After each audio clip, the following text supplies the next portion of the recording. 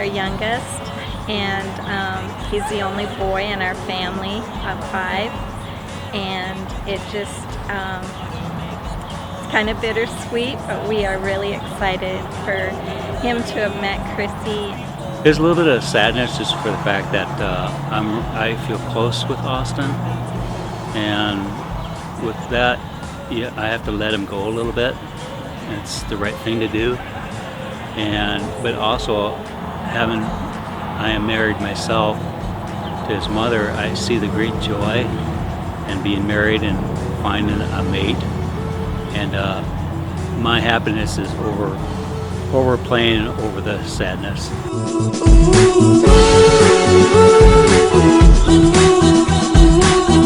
standing on the top of a parking lot. I gave it all I had. Show me what you got.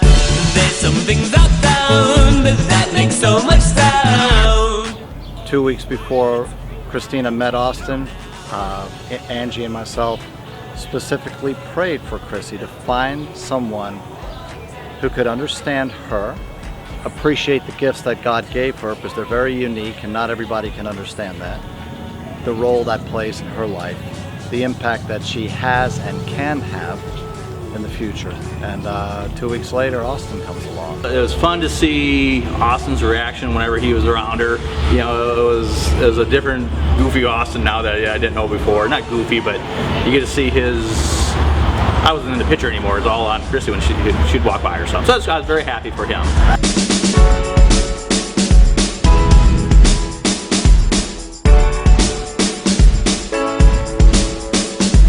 Christina will be wearing my mother's wedding dress. My mom was in Norway and engaged to my father, who was in the Merchant Marine over in the States. He couldn't go home during the war, so they had a very extended engagement.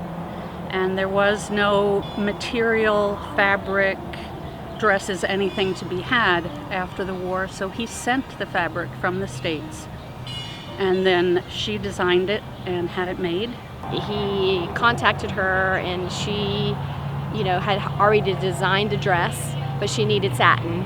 So he went with his cousin, his older cousin, who was an upstanding lady. Her name was May. And they went to Macy's, and it was locked. And she banged on the door and made them come to the door and said, we need stuff for a war bride. And so they went in and they bought satin, and they bought all the undergarments that she might need and the slippers that she would wear. And they went back to Norway, and she had the dress designed. She had designed her dress and had it made. And they got married in August 1947.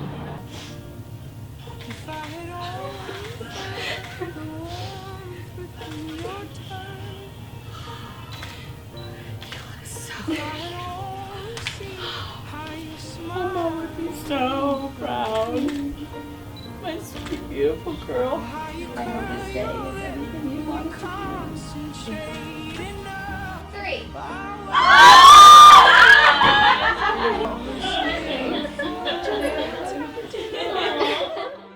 When you see them together, you really recognize that they truly have lived their lives for God, and they both have waited for God to match them up.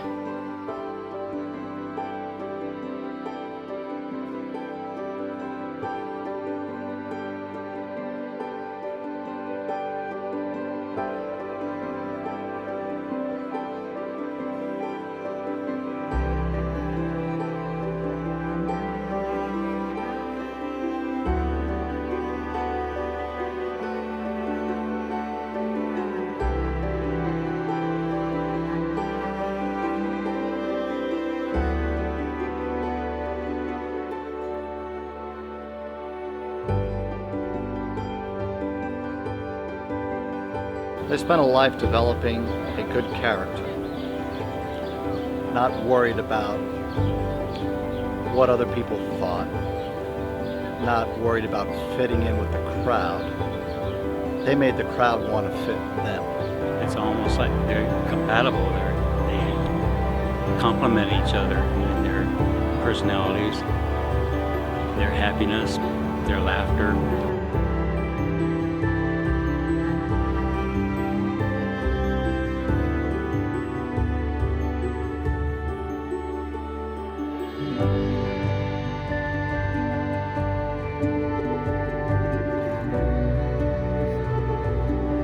I think it's how they just follow after God and they want to do it the right way, and I think they're going to really be a good example for other people that, you know, if you follow God's commands, it's going to pay off and there's blessings in it. For as long as I have known Chrissy, she has been one of the most determined, resolute, and unwavering people I've ever met. We first met when she moved next door and began persistent visits to my house, determined to win over a very shy, slightly unsocial me with offers to watch Pete's Dragon and Neapolitan ice cream. Chrissy's sweet faith has been awe-inspiring and convicting for me. She has rolled with the punches of disappointment and confusion life inevitably brings, and instead of becoming embittered, sang and even danced more of God's praises. Chrissy, I am blessed to have shared so much life with a woman whose own courage has been an encouragement and whose faith has been a reminder of a good and loving and faithful God. And Austin was an individual who understood to stay the course. Stay the course that I learned is actually a phrase his father speaks to him. Just stay the course, no matter what it is, stay the course. And I learned that in Austin, no matter what he's gone through, all these different things and trials in his life, he understood what he was called to do, who he was in God, and that has kept him grounded and focused on what he's doing. I can't say enough of how much I bless you guys and love you guys, and I can say in full confidence that you have a beautiful life ahead, because two people so surrendered to God and what God has called in their lives, that's just the recipe God's looking for. So I just speak blessing on years of happiness. I speak blessing on many kids, eventually one named Little Greg Weinzettel. And Austin, Chrissy, stay the course, because the course of your future is bright. By the authority that I have, I now pronounce you husband and wife. You can kiss your bride.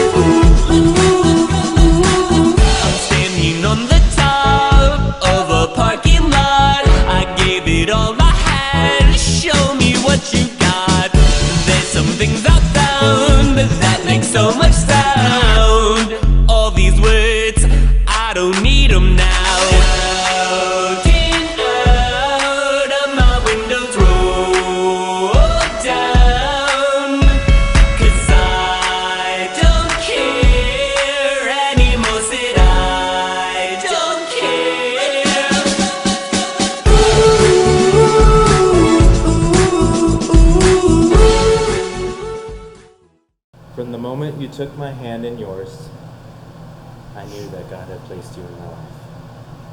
I never could imagine that God would bless me with such an amazing woman like you, who far exceeded all my prayers and dreams.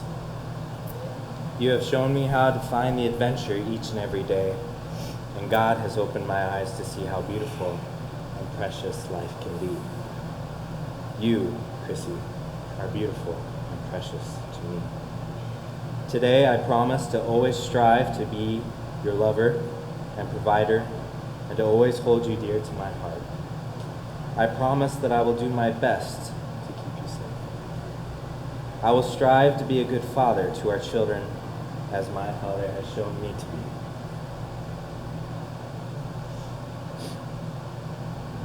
And Tom, I respect you. I look forward to waking up every day and you be the first thing that I get to see, that I get to touch, and I get to hold. I will always strive to love you with a selfless heart. I look forward to a future of dancing with the prettiest girl in the room, even when we can't hear the music when we're old and gray. And to have adventures with my encourager, my helpmate, and my love. My dear Austin, before I got to know you, I was told you would be one of the most genuine people I would ever meet. Because of that, I said yes to you for the first time. From the beginning of our relationship, you have spoken to me with nothing but words of love, encouragement, honesty, truthfulness, and genuineness. Therefore, I can attest to that statement as being fully true, and that being what eventually led me to saying yes to you again when I told you I love you.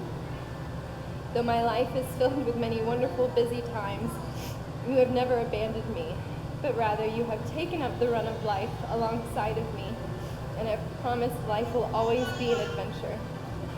Whenever the adventure got bumpy, without hesitation, you helped me to pause and seek wisdom from God. For that, and many other beautiful attributes of you and your character, I said yes to you a third time when you asked me to marry you. Now, standing here before you, I want to make a promise to you. A promise of always striving to approach you and communicate with you with love and grace. A promise to be your helpmate, encouraging you to keep pushing to achieve the goals you have set for yourself in life. A promise to sit and listen when words need to be spoken, and to sit in silence when just mere presence is needed. I vow to experience life with you, taking this adventure no longer as a soloist, but transitioning into a pas de deux with you as we dance through life. Therefore, today, I am saying yes to you and to you alone.